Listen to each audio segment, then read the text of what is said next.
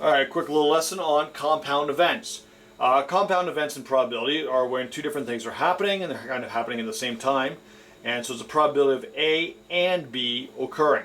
Okay, it is often denoted by probability of A, and then you have a little rounded N almost for the and, A and B occurring. There are two different scenarios we're going to look at, independent events and dependent events.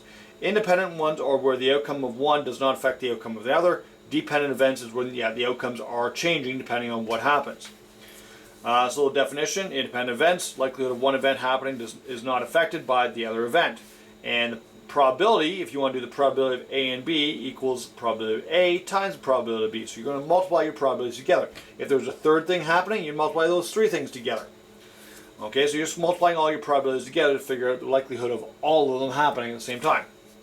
For example, if I want to flip a coin and roll a die, the outcome of flipping a coin and rolling a die, they're not going to affect each other. What's the probability of getting a 3 and a tail? So I have the probability of getting a 3 and a tail. Okay, so when I roll a die, probability of getting a 3 is 1 out of 6. The probability of getting a tail when I flip a coin is 1/2. So I multiply the two together. I have a 1 in 12 chance of that happening. You can illustrate this using a two-dimensional grid or a tree diagram, and you'd have one branch out of the 12 branches or one dot out of the 12 dots where this was actually occurring. Okay. Flipping a coin again. I want to flip 3 coins. What's the probability of getting all 3 of them being tails? So I'm going probability of tail and tail and tail. So I have a half probability for the first time getting a tail. Probability does not change for the second one. Probability does not change for the third tail. Okay, half each time, which would be 1 out of 8. So you have 1 in 8 chance of this happening. Okay, these are all independent events where the probabilities are not affected by the previous outcomes. Dependent events, the occurrence of one event does affect the likelihood of the other event. Often it's worded without replacement. Okay, so in this case, then you have probability of A and then B happening. So A, whatever happened in A, affects the probability of B occurring. So it's the probability of A, again, times, but it's probability of B given that A's occurred. Let's do a couple of examples. A hat contains 3 red balls and 2 blue balls. What's the probability of selecting 2 red balls without replacement?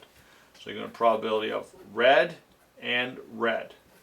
So the first red ball, you have 3 out of 7 balls that are red. So its probability of happening are 3 out of 7. But I've taken out that one red ball, and it's not going back in. So now there are only 2 red balls left out of the 6 remaining balls. Okay, so this probability got changed because of what happened in the first time. And so I multiply them together, I'm going to get 6 out of 42. Okay, maybe I want to know what's the probability of it going red and then blue. Okay, and in that case I would have my red ball, okay, and then I would have a blue ball afterwards, which would be, there'd be 4 remaining blue balls, but there'd be only 6 balls in total. Okay, and so that would again would be 12 out of 42 chance of that happening.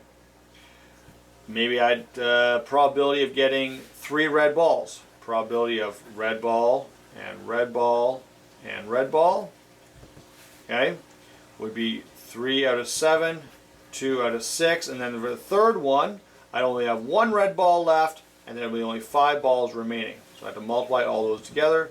6 out of 210. Okay, probability of that happening, and you can always obviously reduce it down into lower terms.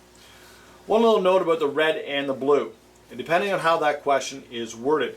If it just said red and blue, if the order was that was specified, then you're correct. It'd be red ball and then your blue ball. But if it just said 1 red and 1 blue, probability of 1 red and 1 blue, and it didn't specify the order, then you'd have to do probability of red and blue plus the probability of blue and red, because it'd be both scenarios you might have to worry about.